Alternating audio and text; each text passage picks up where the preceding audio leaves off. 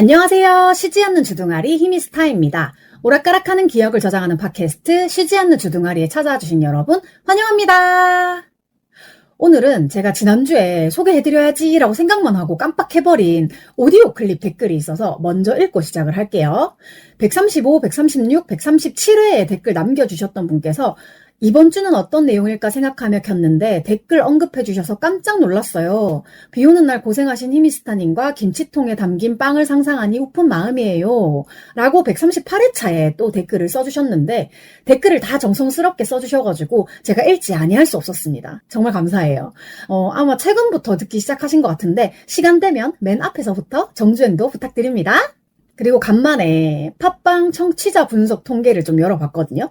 그래서 제가 마지막으로 확인했을 때 성별 통계가 여자 100%, 남자 0%였어가지고 이제 남자들은 내 방송을 안 듣는구나 라고 생각을 했는데 이번에 오랜만에 봤더니 남자가 한 20 몇 프로 정도 있더라고요. 근데 사실 최근에 제 방송들이 대부분의 남자들이 그다지 좋아할 만한 내용이 아니었을 수도 있다고 생각을 하는데 뭔가 다시 0%에서 20 몇 프로까지 숫자가 생겼다는 게 좀 놀라웠고요. 그렇게 생각하니까 오히려 제 방송을 듣고 있는 남자분들은 그래도 뭔가 좀 제정신을 유지하면서 살고 계시는 분들이 아닐까.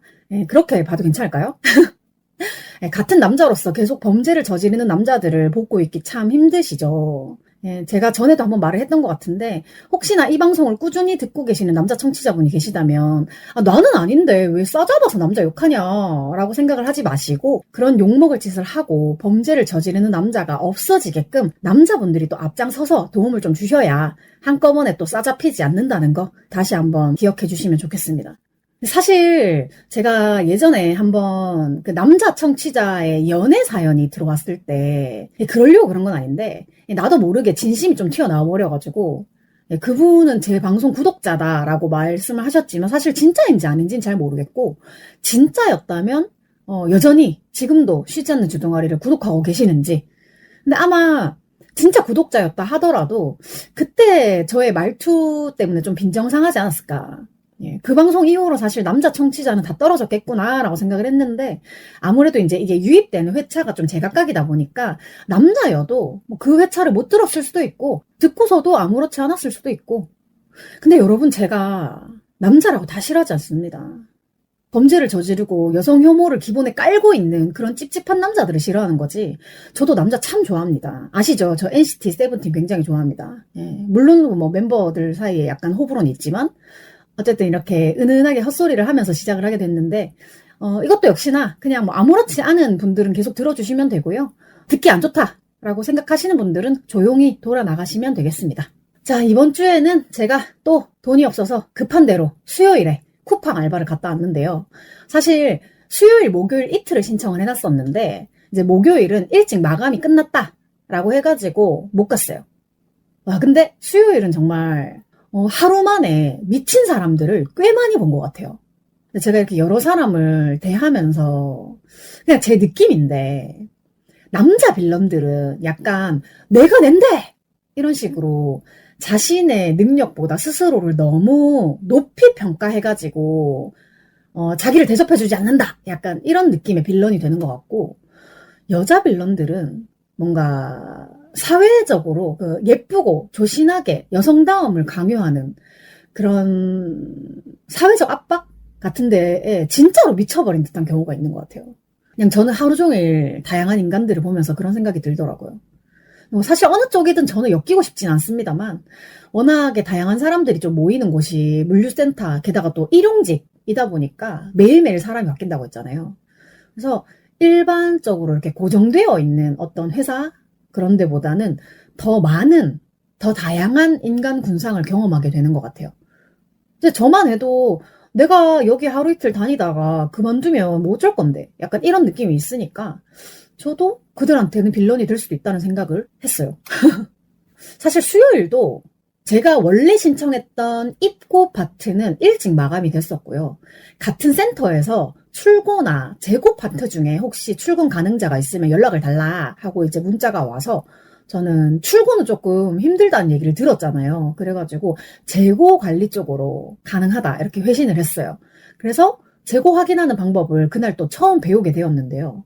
제가 어딜 가든지 어떤 일을 하든지 처음에 좀 잘 배워놔야 된다라는 생각이 있어가지고 배움이 좀 다른 사람들보다 느린 편이거든요. 그날도 그랬어요. 사실 쿠팡을 나갔던 3일 동안 매일매일 배우는 게 달랐는데 어쨌든 재고도 처음 배우는 거니까 하나하나 천천히 오류가 없게끔 꼼꼼하게 확인을 했단 말이죠. 사실 그렇기 때문에 내가 일을 남들보다 뭐 스피드 아니면 양적으로 좀 적게 하고 있는 건 아닐까 하는 걱정과 불안도 당연히 있었고요. 근데 이제 같이 일하시던 분 중에 제일 일을 오래 하신 분이 재고 확인을 처음 해보는 우리가 오류를 내면 그거를 찾아서 수정을 해주시는 검수자 역할을 하셨거든요. 그래가지고 제가 조금 걱정이 돼가지고 제 거 틀린 거 많죠 이렇게 했더니 초반 2개 빼고는 오류가 없었다. 제일 잘하셨다 라고 하는 거예요. 와, 나 진짜 그렇잖아요. 제가 요즘에 좀 제정신도 아니고 근데 간만에 이렇게 나의 꼼꼼함 이런 것들이 물류센터에서 발휘될 줄 몰랐다. 근데 뭐 이거 들으시는 분들 중에서 뭐 쿠팡 나가보신 분들도 있을 거고 아니면 그냥 쉽게 생각했을 때 뭐 재고 개수 확인하고 이런 거를 누가 틀려? 라고 하실 수도 있는데 저랑 그날 같은 일을 했던 우리 팀 그룹 중에 한 명이 계속 틀려가지고 검수자분이 그분한테 진짜 사정하듯이 누구님 빨리 하는 게 중요한 게 아니라 정확하게 해주세요 라고 몇 번씩 부탁하는 걸 봤어요. 근데 그 계속 틀리는 사람은 난 틀리지 않았다. 계속 정확하게 하고 있다. 이렇게 우기는데 그걸 보는 제 3자로서 약간 기분이 좀 그렇더라고. 왜냐하면 제가 그날 우리가 작업을 시작을 하고 그 계속 틀리는 사람이 일을 안 하고 농땡이 치는 거를 굉장히 많이 봤거든요. 일 하나 하고 보면은 다른 팀 분이랑 노가리 까고 있고 아니 그 사람이 입고 있는 신고 있는 옷이나 신발 브랜드가 왜 그렇게 궁금한지 모르겠어. 다른 사람들은 전부 다 일하고 있는데 다른 쿠팡 물류센터는 어떤지 모르겠는데 일단 제가 지금 나가고 있는 곳은 쉬는 시간이 따로 없다 보니까 화장실도 눈치를 보고 빨리 갔다 오고 약간 그래야 되는데 그 사람은 뭐 한 번 자리 비우면 뭐 화장실에 처박혀 죽었나 이렇게 생각할 정도로 오래 비워가지고 관리자분이 막 찾아다니고 그랬어요. 근데 저는 그런 걸 보니까 너무 내가 싫은 거야. 근데 저는 내가 당했을 때 싫은 거는 남한테 하지도 않는 편이거든요. 그래서 저는 화장실 갈 때 같은 작업을 하고 계시는 분한테 얘기를 하고 이제 금방 갔다 왔거든요. 사실 작업자들이 핸드폰을 못 가지고 있는 상황에서 누가 한 명이 없어지면 그 넓은 물류센터에서 관리가 안 되잖아요.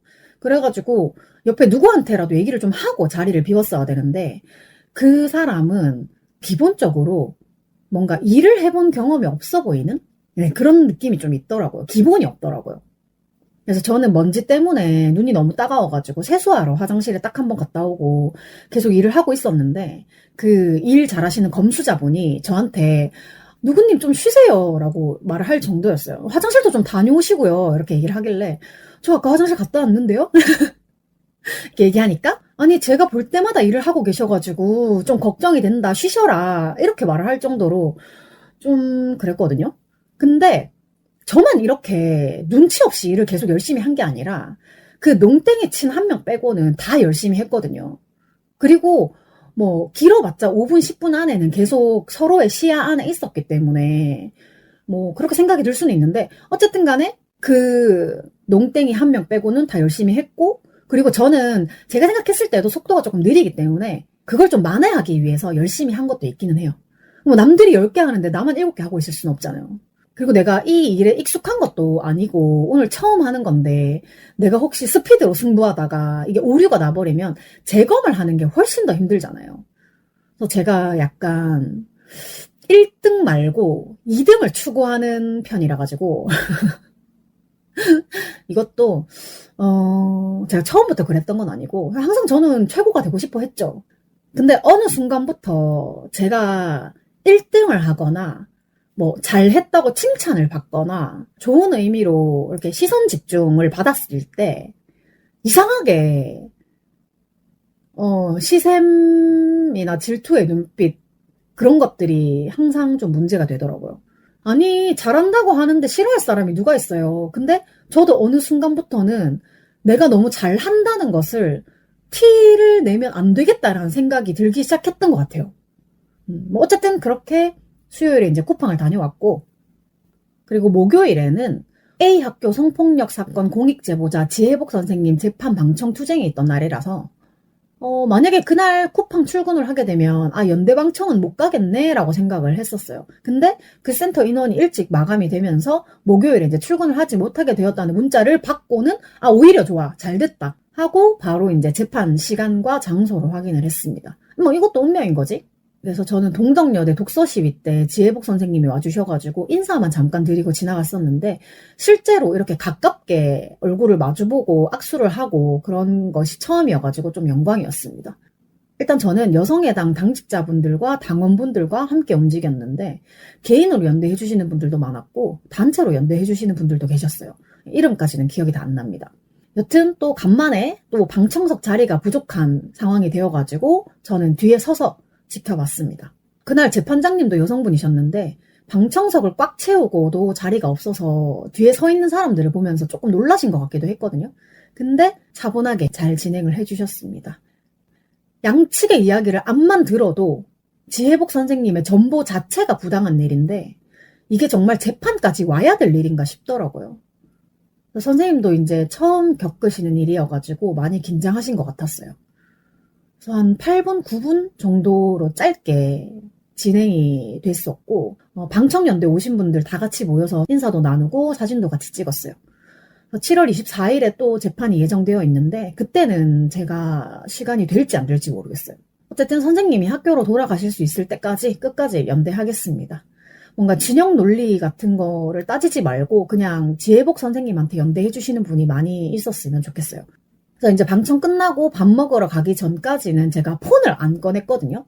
뭐 시계는 미밴드 보면 되니까.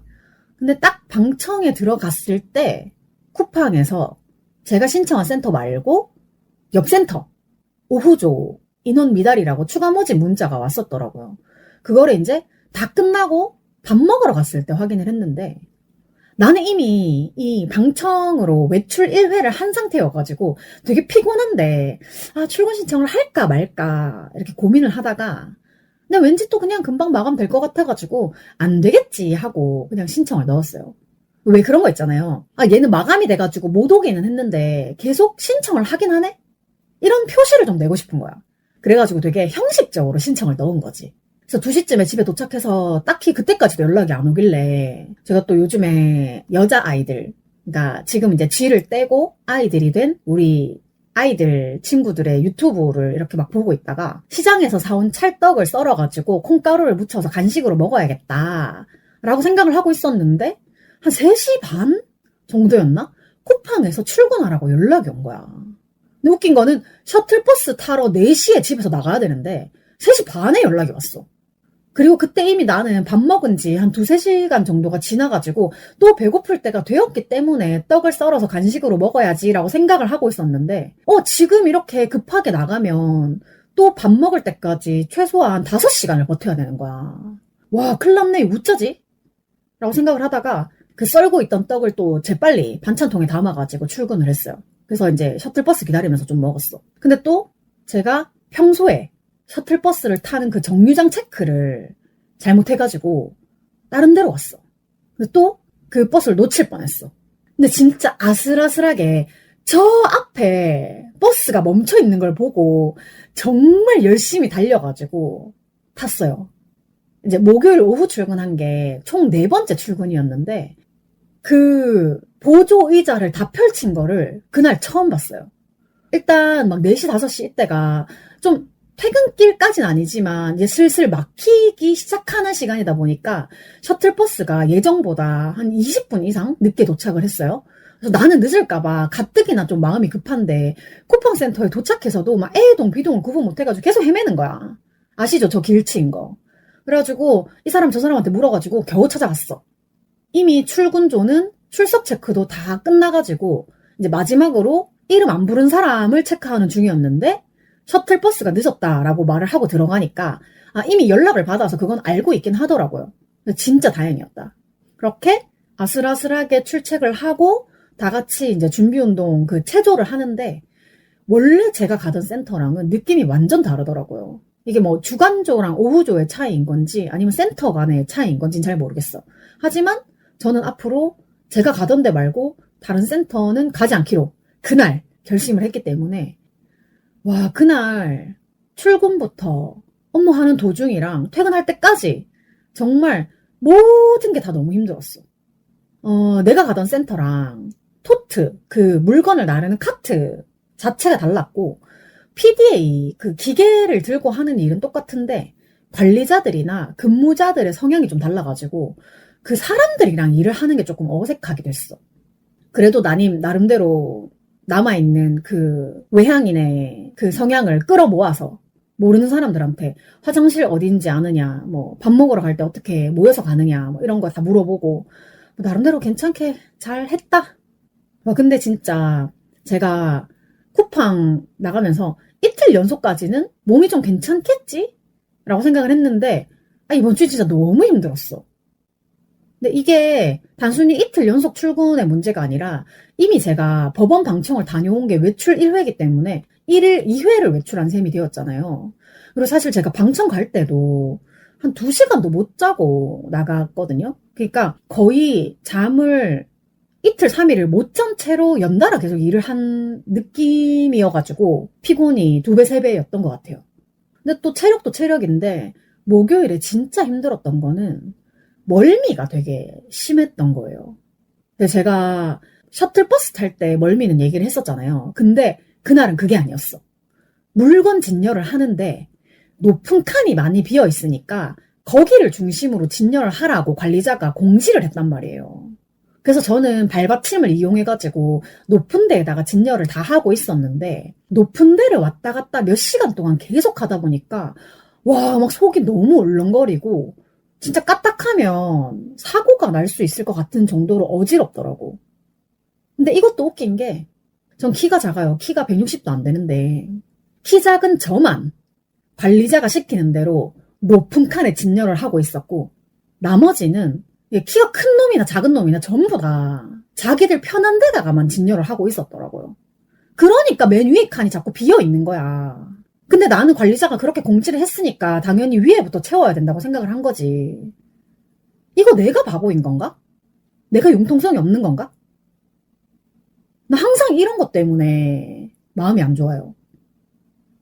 다른 사람들처럼 꼼수 써서 자기들 편한 대로 일을 하면 되게 좋은데 저는 그렇게 하면 마음이 너무 불편해요. 시키는 대로 그냥 공지가 된 대로 했으면 좋겠는 거야. 이것도 어쩌면 어렸을 때부터 너는 네 생각을 하지 말고 시키는 대로나 해라 라고 뭔가 세뇌당해왔던 그런 습관일 수 있는데 어쨌든 간에 공지라는 거는 다 따라주었으면 하는 거잖아요. 나도 내가 꾀를 부려도 괜찮은 작업이었으면 꾀를 부렸을 거야. 근데 누가 봐도 관리자가 제발 맨 윗칸부터 넣어주세요라고 말을 했단 말이야. 근데 지금 좀 흥분했더니 약간 더운데 사실 이번에는 제가 아디오스 오디오랑 워킹 애프터유 공연을 보러 간다고 뭐 공연비도 필요하고 가면 굿즈도 좀 사야 되고 그래서 한 푼 벌러 나갔던 건데 근데 이번처럼 이렇게 잠을 많이 못 자고 일을 연속으로 나가야 되는 일이 생긴다면 앞으로는 이렇게는 못하지 않을까. 그래서 제가 그날 속이 되게 울렁거려가지고 진짜 잠깐 카트에 좀 기대서 앉았었거든요. 근데 그때 마침 딱 관리자가 지나가다가 사원님 앉아있으면 안 돼요 라고 해가지고 나도 순간 되게 빈정상했어. 딴 애들은 다 앉아있더만. 여튼 또 일이 끝나자마자 멀미약을 먹고 셔틀버스를 타러 갔는데 원래 제가 타는 버스가 백발 할아버지가 운전하는 노란 버스거든요. 근데 그날도 그 백발 할아버지를 찾아서 노란 버스를 찾아가는데 없는 거야. 이상해가지고 가던 길을 다시 거꾸로 돌아서 행선지 붙어있는 글자를 보고 찾아갔는데 어떤 시커먼 아저씨의 회색 버스에 저희 동네 이름이 붙어있어가지고 왜 차가 바뀌었지? 라고 생각을 하면서 버스에 올라탔어요. 그러면서도 약간 내가 혹시 버스를 잘못한 건 아닌가라는 그런 의문이 계속 들었는데 어쨌든 타는 사람들이 전부 다 어느 동네 가죠? 라고 물어보고 타길래 맞는가 보다 라고 하고 탔고 근데 일단 제가 그 버스에 올랐을 때에는 이미 버스 안에 그 보조석 빼고는 다 차 있었던 상황이었어요. 그래가지고 정말 싫지만 모르는 남자들 사이에 끼어 앉았고요. 확실히 멀미약을 먹으니까 좀 전까지도 일하면서 그 울렁거렸던 것이 좀 괜찮아지더라고요. 근데 이게 멀미약의 부작용인지는 잘 모르겠는데 약간 버스에서 내릴 때 발바닥 밑에가 좀 울렁울렁 이런 느낌? 그러니까 내 속이 울렁거리는 게 아니라 발바닥 밑에 약간 내가 쿠션을 밟고 있는 그런 붕붕 뜬 느낌이 좀 있더라고요. 그래서 그날 오후 쪽 일이 새벽 4시에 끝나가지고 이제 셔틀을 타고 내릴 때 이미 5시가 넘었었고 해가 뜨는 거를 셔틀버스 안에서 지켜봤습니다. 멀미약 덕분에 속 울렁거리는 게 좀 괜찮아져서 집에서 제일 가까운 정류장에 내렸어요. 정말 조금도 더 많이 걷고 싶지 않아. 집에 도착하자마자 씻고 바로 누워가지고 꼼짝도 안 했어요. 정말 다리 아픈 것도 아픈 건데 온몸에 무슨 멍이 이렇게 많이 들었나 싶더라고. 원래 가는 센터에서는 막 20, 30kg짜리 물건을 들었다 놨다 해도 이렇게 멍이 들진 않았었는데 좀 이상했어. 근데 사실 제가 원래 멍이 좀 잘 드는 편이긴 해요. 간지러워서 긁기만 해도 멍이 들거든요. 멍이 왜 이렇게 잘 드나 싶어가지고 찾아보니까 뭐 피부가 얇아서 그럴 수도 있고 혈관이 약해서 그럴 수도 있고 뭐 곰팡이라는 얘기도 있었던 것 같은데 뭐 저는 어떤 경우인지 잘 모르겠어요. 여튼 그냥 온 전신이 너무 아팠어. 4일 출근했던 것 중에 정말 최고의 고통. 그래서 당분간은 쿠팡은 좀 안 가고 싶다라는 생각을 했고요. 사실 저는 소비자로서는 쿠팡을 아예 안 쓰는 사람이거든요. 쿠팡은 불매까지는 아니고 그냥 아예 한 번도 써본 적이 없어요. 처음에 나왔을 때부터 쓰고 싶은 생각이 한 번도 안 들었어. 그래서 불매를 하려고 해도 불매를 할 수가 없어. 원래 안 썼으니까. 그렇게 이제 목요일 오후에 출근을 해서 금요일 새벽에 퇴근을 했고 한숨 자고 그날 저녁에 아디오스 오디오랑 워킹 애프터 유가 함께 나오는 라이브 클럽 공연을 보러 갔어요. 뭐 잠을 좀 자고 일어나긴 했지만 난 또 여전히 좀 피곤해서 이 상태로 스탠딩을 계속 할 수는 없겠다 싶은 거예요. 그래서 클럽 티켓 오픈 시간에 맞춰서 빨리 가가지고 테이블 좌석을 잡자. 근데 제가 쿠팡 갔던 첫날 피어스를 빼고 있다가 몇 개 잃어버렸다라는 얘기를 했었잖아요. 사실 여분의 피어스는 있었지만 이 배치나 모양 같은 것들이 다 마음에 안 들어서 홍대 나가는 김에 피어스를 또 사러 나갔습니다.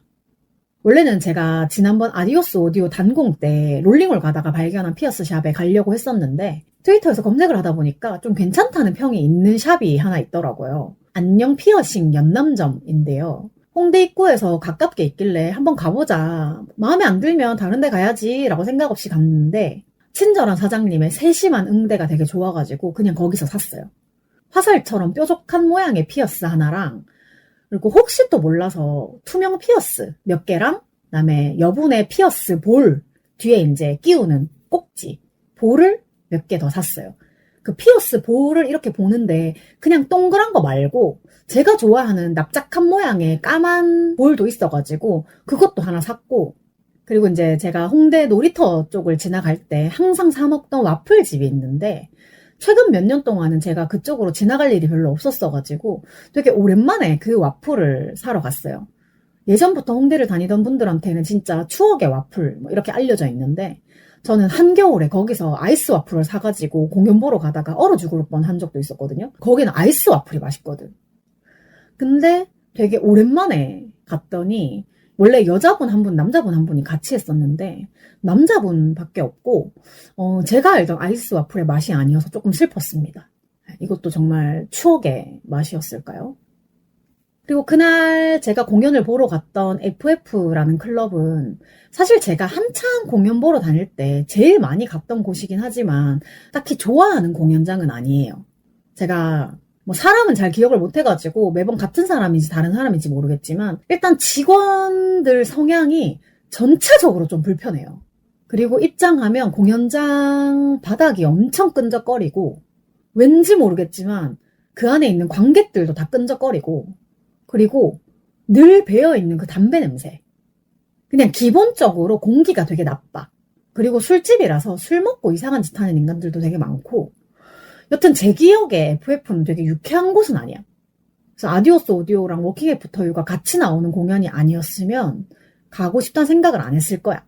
어쨌든 아이스 워프를 먹으면서 공연장에 도착해서 티켓팅을 하는데 역시나 정말 유구한 역사, 카운팅 페이라고 해서 입장할 때 누구 보러 오셨어요? 라는 질문을 하거든요. 근데 그게 말 그대로 저는 누구를 보러 왔어요 라고 하면 그 팀의 페이가 되는 거예요. 단순히 페이로서의 기능을 하기도 하지만 이 팀이 계속 무대에 설 수 있는가에 대한 지표가 되기도 하는 거라서 저 솔직히 20년 동안 클럽 공연 다니면서 처음에는 몰랐죠. 이게 각 밴드의 페이가 된다는 거를. 근데 알고 나니까 마냥 좋게 보이진 않더라고요. 만약에 오늘 어떤 A라는 팀을 보러 온 관객이 없으면 그냥 그 팀은 오늘 페이가 없는 거야. 근데 요즘엔 혹시 뭐 기본 페이를 깔고 시작하는지 그래도 인간적으로 지금 2025년인데 기본 페이는 있겠지. 설마 없냐? 역시나 이제 저한테도 누구 보러 오셨냐라고 물어봤고 저는 진짜 많은 고민을 했습니다. 차라리 한 팀만 보러 왔으면 좋았을 텐데 근데 클럽 공연 보러 가시는 분들 중에 딱 한 팀 보러 가는 경우는 잘 없을 거예요. 근데 클럽 측에서는 무조건 한 팀만 말하라고 하거든. 그래서 저는 정말 긴 고민 끝에 워킹 애프터 유라고 말을 하고 입장을 했습니다. 그날 워킹 애프터 유가 오프닝이었는데 공연 순서상 뒤에 팀들은 더 많은 관객이 올 가능성이 있잖아요. 공연 순서가 다 공개가 되어 있으니까 자기가 보고 싶은 팀 시간에 맞춰서 올 수도 있고 다른 공연을 보다가 내가 보고 싶은 팀 시간에 맞춰서 오거나 그런 분들도 있었을 거여가지고 뭔가 뒤에 팀들한테는 조금의 가능성? 이런 것들이 더 있었는데 워킹 애프터 유는 첫 팀이다 보니까 워에유로 체크를 하고 들어올 관객이라면 이미 올 사람은 다 와 있는 거고 그래서 아오와 워에유 둘 다 너무 좋아하지만 그냥 또 제 나름대로 머리를 굴려보았습니다. 그리고 얼마 전에 제가 여대 밴드만 나오는 공연에 갔다가 공연장 분위기가 굉장히 쾌적했다라는 얘기를 했었는데 이번에는 제가 평소에 늘 겪어왔던 지저분한 공연장을 다녀와서 조금 기분이 그랬다. 저만 그런 게 아니라 사실 FF에 자주 가는 관객들은 거기 더럽다고 맨날 얘기를 하거든요. 조만간 리모델링을 할 거다라고 하는데 다들 똑같이 하는 말이 제발 깨끗해졌으면 좋겠다. 제발 바닥이 끈적거리지 않았으면 좋겠다. 저도 그렇습니다. 그러니까 리모델링이 끝난 후에 FF에 갔을 때에는 뭔가 좀 산뜻한 느낌이 있었으면 좋겠다. 지하 클럽이 산뜻하기는 쉽지 않은데 그래도 FF는 좀 심했어. 그리고 지난번에 제가 워킹 애프터 유를 보러 홍대를 넘어 금천으로 그 공연에 갔을 때에는 사실 굿즈를 거의 다 샀어요. 근데 제가 워킹 애프터 유 남팬들한테 조금 안 좋은 기억이 있어가지고 그들과 같은 굿즈 티를 입기 싫어서 티셔츠만 안 샀었단 말이에요. 근데 내가 워킹 애프터 유 친구들이랑 인사를 하면서 아디오스 오디오 티셔츠를 입고 있는 게 좀 그렇잖아. 근데 내가 좀 그래. 그래가지고 공연 직전에 바쁜 워킹 애프터 유 한겸이를 붙잡고 티셔츠를 사서 입었어요. 다만 앞뒤를 뒤집어 입음으로 해서 그 남들과 동일하게 느껴지는 것을 피했다. 지난번에 그 아디오스 오디오 티셔츠도 그림 큰 게 앞으로 오는 게 좋아가지고 앞뒤를 뒤집어 입었었는데 워킹 애프터 유 티셔츠도 그림이 뒤에 있어가지고 그냥 그림이 앞에 오도록 뒤집어 입은 거죠. 그리고 굿즈는 티내라고 입는 건데 내가 티내고 싶은 만큼 티가 안 나면 슬프잖아요. 그래서 저는 그림이 크게 그려져 있는 거를 앞으로 뒤집어 입었다. 그렇게 이제 공연장에 들어갔는데 이미 앉을 수 있는 테이블 좌석이 에어컨 바로 밑에 밖에 안 남아가지고 이제 거기 앉았더니 정말 너무 추웠다. 그래서 제가 뭐 지하철이라든지 냉방을 심하게 하는 카페에 들어갔을 때 입으려고 챙겨간 저고리를 하나 덧입고 앉아 있었고요. 그리고 추우니까 뭔가 열이 나도록 더 열심히 워킹 애프터 유의 공연을 관람을 했다. 그래서 워킹 애프터 유 끝나고 멤버들이랑 인사도 하고 근데 한겸이가 나를 보고 왜 티를 거꾸로 입었냐 웃어가지고 같이 웃었고 그 공연장의 공기가 너무 안 좋아가지고 마치 흡연실에 들어와 있는 것 같은 느낌이었거든요. 그래서 워에요 끝나고 밖에 나가가지고 좀 앉아있다가 중간에 이제 코토바 보러 잠깐 들어갔다가 또 나갔다가 아디오스 오디오 할 때 다시 들어왔어요. 근데 또 에어컨을 뭐 점점 세게 틀고 있는 건지 뭔지 모르겠는데 아까보다 훨씬 추운 거야. 그래가지고 어쩔 수 없이 가방은 그냥 그 자리에 놔두고 앞에 에어컨 바람이 좀 덜 닿는 스탠딩에서 놀았습니다. 확실히 이제 공연장 공기가 안 좋으니까 노래를 따라 부르면 목이 엄청 상했다는 느낌이 들어요. 그렇게 아디오스 오디오 공연까지 잘 보고 가방 챙겨서 나와가지고 워킹 애프터 친구들이랑 사진도 찍고 얘기도 하고 이제 나도 집에 갈 시간이 됐어. 그리고 이제 옆에 같이 있던 저의 특친이지만 아디오스 오디오 단콘에서 처음 인사를 나눈 온라인에서 오프라인 친구가 된 듀오듀오 분이랑 호정 언니한테 인사하고 가려고 기다리다가 그 듀오듀오 분이 워킹 애프터유를 처음 봤는데 너무 좋았다라고 말하시길래 제가 재빠르게 워에유 배지를 하나 선물로 사드렸어요. 제가 배지를 사드리자마자 가방에 아디오스 오디오 배지 바로 옆에다가 워킹 애프터유 배지를 달아주셔가지고 너무 기뻤고요. 제 수준에서 그래도 배지 정도는 사드릴 수 있어가지고 너무 다행이었다. 비싼 건 못 사준다. 이렇게라도 워킹 애프터유에 더 관심을 가져주신다면 저는 너무 감사합니다. 그리고 이제 또 공연 볼 때는 서서 이제 다리를 흔들흔들 하느라 막 아픈 줄도 몰랐는데 지하철을 타니까 와 진짜 다리가 너무 미친 듯이 아픈 거야. 근데 또 그 시간대에 2호선은 앉을 자리가 별로 없거든요. 정말 안타까웠다. 그래서 이번 주는 금요일을 마치 토요일처럼 보냈는데 오래전부터 잡아놨던 그 공연 하나 말고는 특별히 주말에 더 다른 약속을 잡지 않았어요. 최근 한 달 정도 주말이 물리적인 시간상으로 되게 바쁘기도 했지만 정신적인 스트레스도 있었어가지고 상담 갔다 와서 그냥 집에 가만히 있고 싶었어. 또 아무것도 하기 싫은 시즌이 왔어. 토요일은 상담 갔다 와서 뭐 아무 약속이 없으니까 이것도 하고 저것도 하고 할 게 많다라고 생각을 했는데 결과적으로는 하나도 못했고요. 하루 종일 속 안 좋아가지고 밥도 제대로 못 먹었고 일단 배는 고프니까 상담 갔다 오면서 시장에서 사온 빈대떡이랑 맥주를 같이 먹었는데 아니 저 술도 잘 못하는데 그날 이상하게 음료수가 아니라 맥주가 땡기더라고요. 근데 이게 빈속에 기름진 빈대떡이랑 맥주를 같이 먹어서 그런지 밤 되니까 진짜 속이 너무 안 좋았어. 그리고 이제 내가 하루 종일 뭘 먹었나 생각을 해보니까 그 빈대떡 한 장이랑 맥주 다 마시지도 못했어. 반 캔. 반은 버렸고 그리고 속 안 좋을 때마다 물을 그냥 마셔가지고 그게 하루 종일 먹은 거에 다인 거야. 그래서 생각해보니까 배가 고파서 속이 울렁거렸나? 라는 생각이 또 들기도 했어요. 저는 배고프면 울렁거리거든요. 사실 이번 주 상담에서는 쌤이 되게 진지하게 이제는 병원을 좀 권하고 싶다라고 얘기를 하시더라고요. 이제 쌤도 나랑 몇 주 동안 얘기를 하시면서 뭐 예상하는 부분이 있으시더라고요. 되게 조심스럽게 본인이 뭐 의사도 아니고 아직 그냥 상담도 완벽하진 않지만 그냥 선생님이 예측하기로는 만성적인 주요 우울 장애 같다. 뭐 이런 얘기를 하셨는데 뭐 놀랍지도 않았어요. 역시 그렇군요 하고 지나갔고 사실 상담 때문에 뭐 심경의 변화가 있어가지고 약속을 안 잡고 집에 처박혀 있었고 그런 건 아니고 그냥 진짜 말 그대로 이번 주에 아무것도 하기 싫은 시즌이 그냥 온 거야. 근데 그날 상담은 또 평소랑 다르게 그냥 신나게 막 내기를 하는 날은 아니었어요. 제가 평소에 막 웃기죠. 뭐 이런 말버릇하고 비슷하게 심각한 얘기를 하면서 그냥 말 그대로 그냥 웃는 버릇이 있는데 이번 주에는 웃지 않고 대화를 해보기로 했었거든요. 그렇다고 아예 안 웃을 수는 없었는데 어쨌든 좀 평소보다 웃음기를 좀 빼고 대화를 하다 보니까 평소처럼 웃어 넘기려던 얘기들도 좀 진지하게 많이 하게 되고 그리고 잠시 생각하느라 침묵하는 시간도 좀 생기고 그렇더라고요. 근데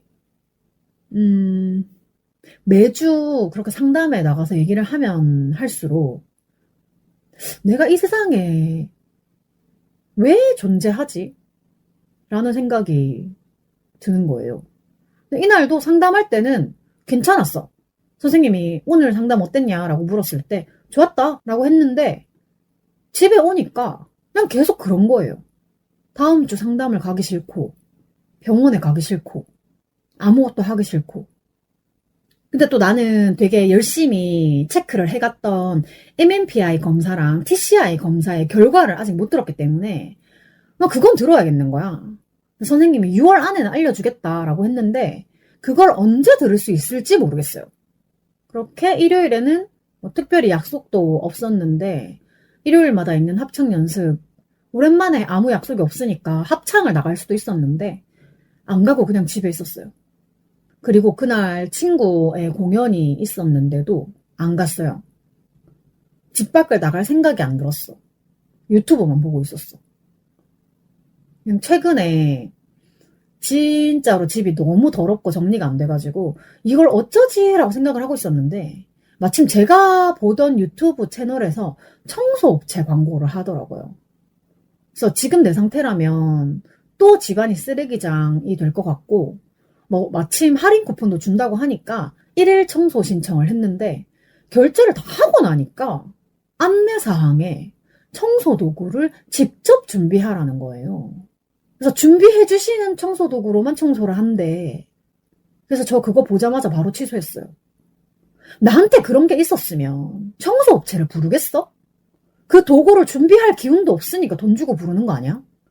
난 그렇거든요. 그래서 취소하고 누웠어. 또 아무것도 하기가 싫어졌어. 카톡이 계속 쌓이고 있는데 그냥 밀리는 대로 놔뒀어. 저 원래 숫자 떠 있는 거 진짜 못 참거든요. 무조건 다 읽어야 되는데 안 읽었어 그냥. 집 밖에 안 나가니까 냉장고에 먹을 것도 없어가지고 얼마 전에 배달시켜 먹고 남은 반찬을 다 쪼사가지고 볶음밥을 해 먹었습니다. 달걀은 항상 있기 때문에 달걀 볶음밥을 했습니다. 이게 무슨 맛인지도 모르겠어. 근데 지금 제가 이런 얘기들을 하면서 문득 드는 생각이 제가 우울증에 대해서 전혀 모르고 나는 우울증일 리가 없다 라고 생각을 했던 그때가 더 행복했던 것 같아. 내가 우울증인 걸 알게 되니까 나는 우울증이라서 그렇다고 합리화를 하게 되는 거예요. 이게 나같이 합리화를 잘하는 사람한테는 되게 회피하기 좋은 핑계가 되는 거야. 나는 항상 최악의 상황을 생각해. 나는 우리 헤어질 경우를 준비해. 나는 항상 최악의 상황을 생각해. 나는 우리 끝이 올 경우를 준비해. 이거 안예은님의 경우의 수라는 곡인데 이게 원래는 사랑 노래일 거예요. 근데 난 이걸 들을 때마다 항상 내가 뭔가 최악을 상상하는 버릇이 있다는 생각을 하거든요. 지금이 또 그 최악의 경우를 상상하는 시즌인 것 같아서 한동안 마음이 또 괜찮아질 때까지 저에게 스트레스를 주는 사람들을 안 만날 생각입니다. 최근에 너무 자주 만났어요. 근데 이게 그룹으로 모이다 보니까 그 사람만 빼고 만날 수가 없는 상황이어서 어쩔 수 없이 계속 만나게 되는 거예요. 그래서 제가 지금 이 흐름, 이 스트레스의 흐름이 시작되었던 사람이 원래 한 명이었는데 그 한 명이 없는 다른 집단으로 제가 피신을 했더니 그 집단에서 또 다른 한 명이 생겼고 그리고 최근에는 그 한 명이 있는데 거기에 한 명이 더 생겼어요. 그래서 제가 지금 멘탈 회복이 좀 안 되는 상태가 된 것 같기도 하거든요. 근데 아마 그들은 모를지도 모르겠어요. 왜냐하면 이거는 그냥 성향의 문제일 수 있거든요. 몰라. 진짜 나도 내가 왜 이런지 모르겠다 진짜. 그래도 다음 주 토요일에는 일본인인데 저와 한국어로 대화를 해주는 아주 귀여운 친구랑 서울 퀴어 문화축제에 가기로 했거든요. 그래서 다음 주에도 사실 그거 말고는 딱히 또 별 약속을 잡지 않을 예정입니다. 저도 좋아하는 사람만 만나고 싶어요. 한동안은 그러지 않으면 너무 힘들 것 같아요. 좋아하는 사람만 만나거나 아니면 아예 그냥 사람을 만나지 않는 게 스트레스 주는 사람과 만나는 것보다 훨씬 나을 것 같아요. 그리고 이거는 그냥 꿈 얘기인데요. 그 며칠 전에 우리 가족의 상황을 다 아는 지인분 꿈에 우리 형제들이 나오더래요. 뭐 자세한 얘기까지는 못 들었고 그냥 그분 꿈에 엄마도 아니고 우리가 나올 이유가 없는데 우리가 이렇게 나와가지고 혹시 우리 형제들 중에 무슨 일 있는 거 아니냐고 물어보셨다는데 제가 지금 뭐 정신병이 오고 있는 그런 걸로 꿈에 나타났을 리는 없을 것 같고 그냥 형제 간에 서로 연락을 좀 잘 안 하고 지내니까 서로 연락 좀 하라고 나온 건 아닌가. 왜냐면 그분이 그 남동생한테 연락을 해서 남동생이 저희 단톡에다 얘기를 한 거기 때문에 어쨌든 이제 서로 그거를 핑계로 한번 연락을 하긴 한 거니까. 사실 제가 너무 정신없었던 4월 말부터 6월 초까지 저의 조카 1호와 저의 조카 2호의 생일이 있었는데 제때 축하를 해주지 못했어요. 근데 어쨌든 조카들 주려고 블럭 장난감도 사놨는데 그거를 주러도 아직 못 갔어. 우리 예쁜 조카들 이모가 얼른 제정신이 되어서 너희들을 보러 가겠다. 사랑한다. 아, 그래서 그런가? 저도 오늘 꿈에서 엄마랑 진짜 재미있는 시간을 보냈거든요. 근데 저 스스로 그게 꿈인 걸 알고 있어가지고 엄마가 하고 싶다는 거, 엄마가 하자는 대로 다 했어요. 근데 최근에 사실 비밀보장 520회 땡땡이가 땡땡이에게를 팟캐스트로도 듣고 유튜브로도 보고 하면서 엄마 생각이 좀 많이 났어가지고 그런지 꿈에서는 엄마한테 잘하려고 되게 노력했어. 생전에 엄마가 제가 평소에 맨날 법복이나 뭐 생활한복이나 이런 걸 입고 다니는 거 맨날 털파리 같다고 이렇게 불만이 좀 많이 있으셨는데 꿈에서는 엄마가 되게 좋아하는 여성스러운 옷을 입으라고 했거든요. 근데 현재 날씨를 반영하면 여름이어야 되는데 뭐 그것도 제가 조작을 했는지 뭔가 가을 겨울 정도의 날씨였고 엄마가 저한테 입으라고 한 옷도 노출이 전혀 없고 굉장히 단아하고 두꺼운 라운드로 된 그런 티 같은 거였던 거야. 근데 누가 봐도 여성 의류다라는 느낌이고 원래 저라면 절대 입지 않을 스타일의 옷이었는데 제가 그걸 덥석 받아가지고 입고 있는 거예요. 그래서 제가 꿈을 인지하고 있다는 걸 어떻게 알았냐 하면 꿈 깨기 직전에 제가 혼자 거울을 보면서 이제 와서 엄마가 하라는 대로 다 하면 엄마가 살아 돌아오나? 라고 말을 한 거야. 그 말을 하는 순간 아, 이거 자각몽이구나 싶더라고. 그랬습니다. 유난히 엄마가 더 보고 싶은 주간입니다. 네, 꼭 엄마가 아니더라도 여러분의 소중한 사람을 아껴주세요. 아, 배고파! 제가 녹음하기 직전에 콩국수를 해먹으려고 면을 삶아놓고 물 빼는 동안 지금 녹음을 하고 있는 거기 때문에 얼른 마무리하고 콩국수를 먹도록 하겠습니다. 참고로 저는 여름이 오면 콩국수는 꼭 한 번은 먹고 지나가야 되는데 지금까지 먹었던 콩국수 중에 가장 맛있었던 다시 한번 가고 싶었던 가게는 경상북도 성주군에 있었던 이름은 기억이 안 나요. 근데 위치는 사실 기억을 하거든요. 그래서 그 이름 까먹은 진짜 콩 100%를 갈아서 꾸덕하게 국물이 아니라 거의 진짜 완전 막 꾸덕꾸덕한 그 콩국수가 되게 기억에 남고 그리고 요새 인스턴트로도 많이 나오잖아요. 그래서 인스턴트 중에서는 오뚜기 콩국수 라면에 들어있는 그 콩가루 스프를 원래 물에 타가지고 이렇게 부어서 먹는 건데 그 스프에 물을 정량보다 적게 부어서 꾸덕하게 비벼가지고 먹었던 것이 저는 가장 기억에 남는 것 같네요. 맛있었어요. 오늘은 사실 제가 이마트에서 콩국 아예 보틀로 나온 거를 사가지고 면만 삶아서 부어 먹으려고 하는데 제발 맛있었으면 좋겠어요. 정말 이게 맛있다고 한다면 저는 이 콩국만 올여름에 쟁여놓고 먹을 자신이 있거든요. 여러분도 이 더운 날씨에 각자 좋아하는 음식으로 이겨내도록 해봅시다. 이겨내야지. 와, 이제 또 온 사방에 문을 다 닫고 녹음을 하니까 땀이 줄줄 나는 계절이 되었어요. 여러분 모두 더위 조심하세요. 쉬지 않는 주둥아리에 사연, 방송 후기, 협업 제안 등 하고 싶은 말은 heemistar@gmail.com 히미스타 지메일로 보내주시면 되고요. 팟캐스트 쉬지 않는 주둥아리는 팟빵과 오디오 클립에서 들으실 수 있습니다. 인스타그램 podcaster_heemistar에서는 사진도 함께 보실 수 있고요. 오늘도 제 기억에 한 조각을 함께 해주신 여러분 너무 감사합니다. 지금까지 쉬지 않는 주둥아리의 히미스타였고요. 다음 주 화요일에 다시 만나요. 안녕!